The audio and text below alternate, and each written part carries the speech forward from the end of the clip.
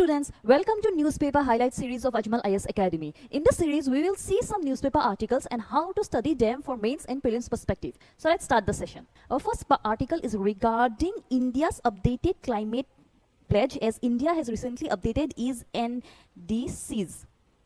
This article is taken from The Hindu. From prelims perspective, study about NDCs under Paris Agreement, about India's updated target, which consists of emission reduction by 47%, 60% power capacity from non-fossil fuels, and increase in carbon sink. Also read about the concept of carbon sink and emission intensity. From mains perspective, this article is important for GS paper 3. This article can be linked to the concept of climate justice and equity principle, challenges like coal dependency, renewable energy cost, and storage issues, and the debate which says India should do more versus development needs. The key angle of this article is balancing growth with sustainability. Our second article is regarding the Kalpakram fast breeder reactor attain criticality. This article is taken from Indian Express. For prelims perspective, one should know about India's 3-stage nuclear program, about the meaning of criticality, about mixed oxidized fuel, and about location of Kalpakram in Tamil Nadu. For mains perspective, this article is important for GS paper 3 and it is related to the topic of energy security, nuclear policy,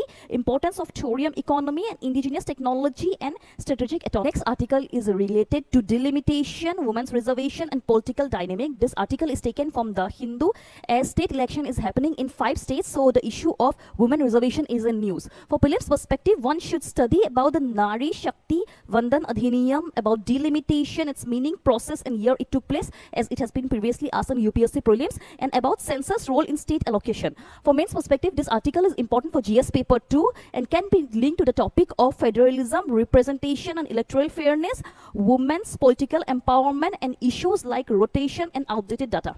Let's move on to the final article. The final article is regarding why mediation is still matter in a war at war.